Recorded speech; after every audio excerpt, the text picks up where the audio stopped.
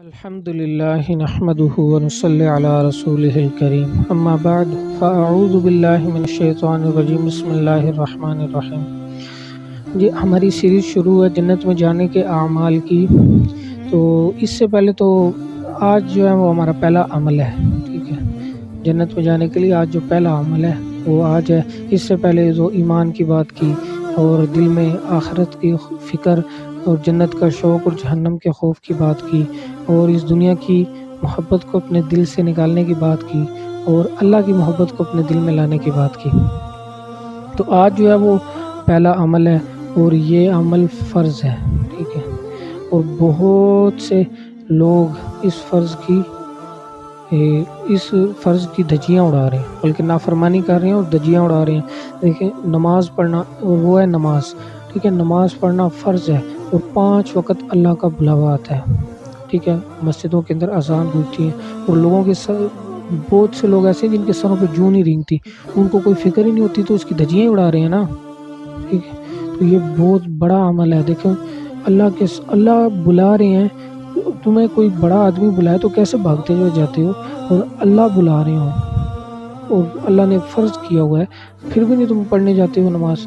تو دیکھیں، امام ابو حنیفہ اور امام شافعی، امام مالک، امام احمد بن حنبل، یہ سب چاروں متفق ہیں اس میں کہ جو بندہ نماز چھوڑے اس کو شدید سزا دی جائے، جو نماز چھوڑنے لگ جائے اس کو سزا کا وہ مستحق ہے، اس کو شدید سزا دی جائے۔ امام ابو حنیفہ کہتے ہیں کہ اس کو قید کر دیا جائے ہمیشہ کے لیے، اور اس کو صحیح طرح سے اس کی ٹھکائی لگائی جائے، اس کو صحیح طرح سے مارا جائے، اور اس کو ہمیشہ کے لیے قید کر دیا جائے جب تک کہ یہ توبہ نہیں کر لیتا کہ میں نماز پڑھتا ہوں، اور نماز نہ پڑھنے سے توبہ نہیں کر لیتا اور نماز پڑھنا نہیں شروع ہو جاتا۔ اور امام شافعی، امام مالک، امام احمد بن حنبل کہتے ہیں کہ اس کو قتل کر دو، جو بندہ نماز چھوڑنے لگ جائے اس کو قتل کر دو۔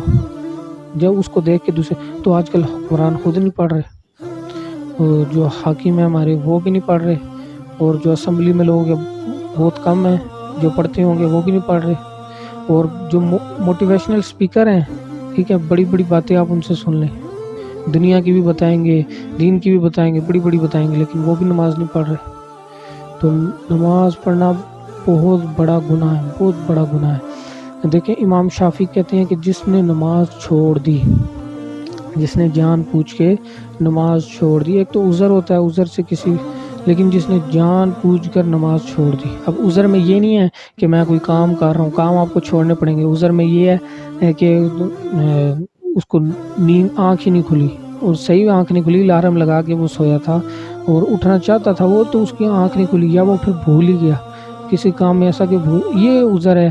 تو لیکن جو جان نہیں، مجھے کوئی کام ہے، میں نے پیپر دینے جانا ہے، میری دکان بند ہو رہی ہے، یہ عذر نہیں ہے، یہ نہیں چلیں گے، اس کو بند کرو اور نماز پڑھو۔ اور جس نے جان پوچھ کے ایک نماز چھوڑ دی، تو اگر وہ توبہ کرنے سے پہلے مر گیا تو اس کا جنازہ بھی نہیں پڑھایا جائے گا، اور یہ بہت سخت گناہ ہے نماز چھوڑنا۔ آپ صلی اللہ علیہ وسلم نے فرمایا کہ نماز اور مومن اور کافر کے درمیان جو فرق کرنے والی چیز ہے وہ نماز ہے۔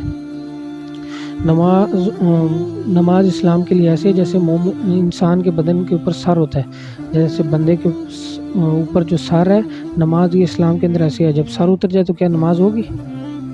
جب سر اتر جائے تو کیا انسان ہوگا؟ تو اسی طرح جب نماز اتر جائے تو اسلام بھی نہیں ہے، دین بھی نہیں ہے، ٹھیک ہے۔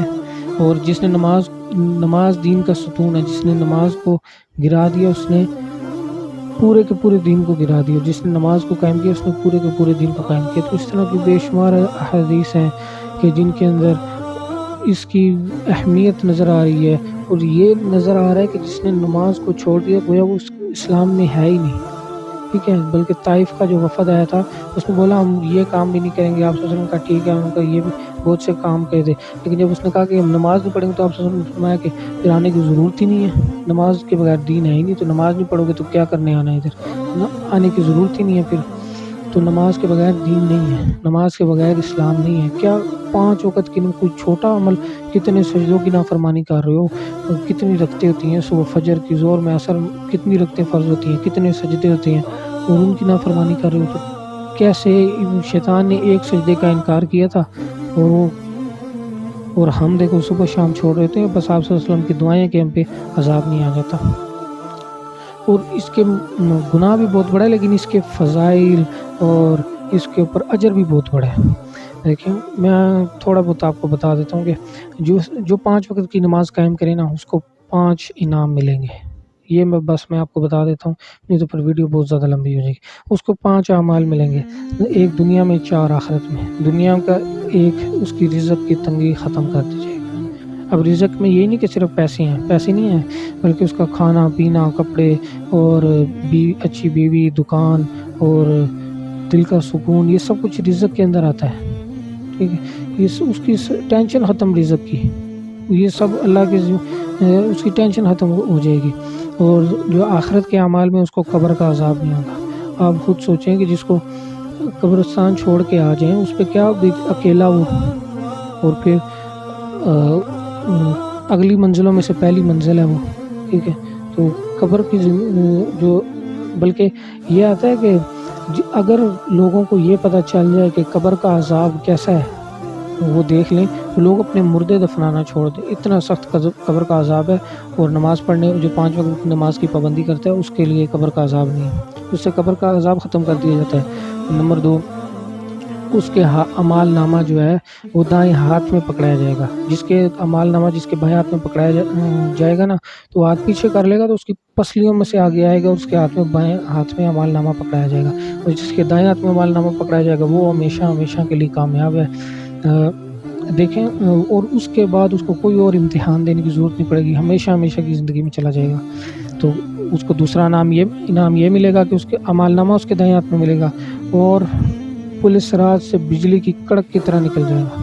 پل صراط 1500 سال کا راستہ، 5 سال چڑھائی، 5 سال درمیانے راستہ اور 5 سال ڈھلان، اور بال سے باریک اور تلوار سے تیز ہے، لیکن جو نماز پڑھتا ہوگا وہ بجلی کی کڑک کی طرح نکل جائے گا۔ اور اس کو کیا کہ وہ بغیر حساب کتاب کے جنت میں داخل ہو جائے گا۔ جس کا حساب ہو گیا نا، وہ سمجھو گیا۔